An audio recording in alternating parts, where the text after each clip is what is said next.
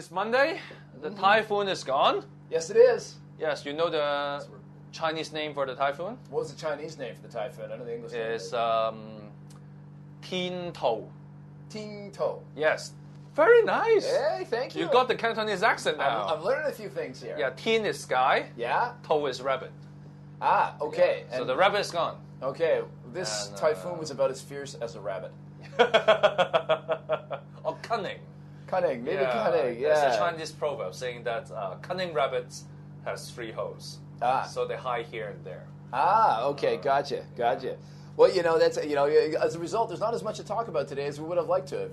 The British Chamber was supposed to be holding one of the councillors and aldermen coming over from the UK to talk about transparency, but of course it got cancelled. The government was supposed to have a big meeting on the stamp duty today. Yes. The government get another bollocking from legislators unhappy with the whole stamp duty situation, and we don't get to see that spectacle, which is disappointing. So we missed a couple of things. It's too bad the guy from London didn't get to speak, the alderman for the British Chamber, but I think it's either next week or the week after. They are going to have Lord Boris Johnson coming to Hong Kong, and that'll be a big one for people to watch out, a little more long term. I know for a fact, I was talking to the head of the British Chamber of Commerce. He told me that one sold out in a matter of a couple of hours. Wow. Boris Johnson, big, talked about as a potential successor to Cameron. So that's kind of a long-term thing, but, given not much is happening today, given the typhoon, that's what we got for you. The other thing, of course, is the observatory itself. Yeah. What do you think about it? Well, Well, they're always the target. Yeah. Always the target. Regardless. Yeah. Somebody's not going to be happy with that. My kids, kind of hit the middle ground for my kids. They were happy they got the day off at school, but they were unhappy that mommy and daddy had to go back to work.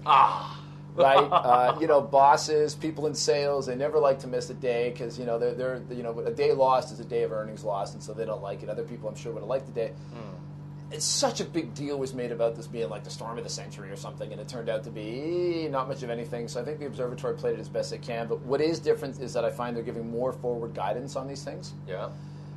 I had my alarm went off at 5 o'clock, got up, had a quick check, and it was like, by 10 o'clock you're probably going to be off. So people knew how to plan. And I think in the past they weren't as forthcoming with the forward guidance, but I think it enables people to plan better now. So. Well, seriously, I think this time people criticized the observatory for being exaggerating. Yeah. And they said that this is the strongest typhoon, almost like the strongest typhoon in the universe. yeah. But it will be hitting Hong Kong right on and all that. Yeah. And then I think some of the newspaper also made it a headline that the typhoon is hitting Daya Bay.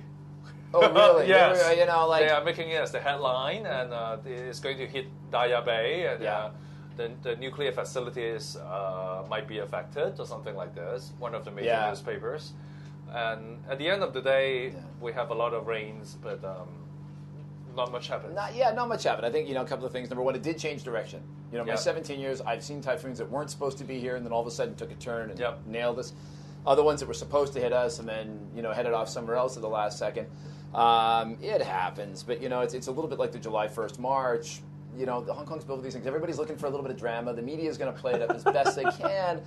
And really, some of the headlines today were about all these people killed, and it's like you read the fine print, somewhere way far away, not in Hong Kong. Not to make light of other people's plight in other places, but they're really desperate to find a Hong Kong angle. And this time, there just wasn't. Daya Bay, I've been up there. That place is, they're trying to make it out like Fukushima. It's not going to happen. A typhoon is not going to hit that place. Fairly speaking, I think, how can you expect the observatory can accurately predict is the typhoon coming to Hong Kong or not? Yeah. They can only estimate, right? It's always forecast. Sure. They have I think they are doing a much better job than last time. Yeah. Last time, when we have half day off, they said that they said that they're going to lower the typhoon signal at a very late time. Yeah. So people are expecting they're not coming to work, but then all of a sudden they have to come to work, and then there's a mass. This time on, they are doing it quite early. Yeah. They're doing it in 9:30 in the morning. Yeah. So pretty much everybody expects that they have to go to work in the afternoon. Yeah. So I think compared to last time, the observatory has improved. I think I'm satisfied with that. Yeah, you and I both. Yeah. All right. Okay, finally. Yes. Do you know the actual name of this typhoon? Usagi, right? Yes, it's from Japanese, right? Yeah. So Japanese. Yeah. So Andrew-san.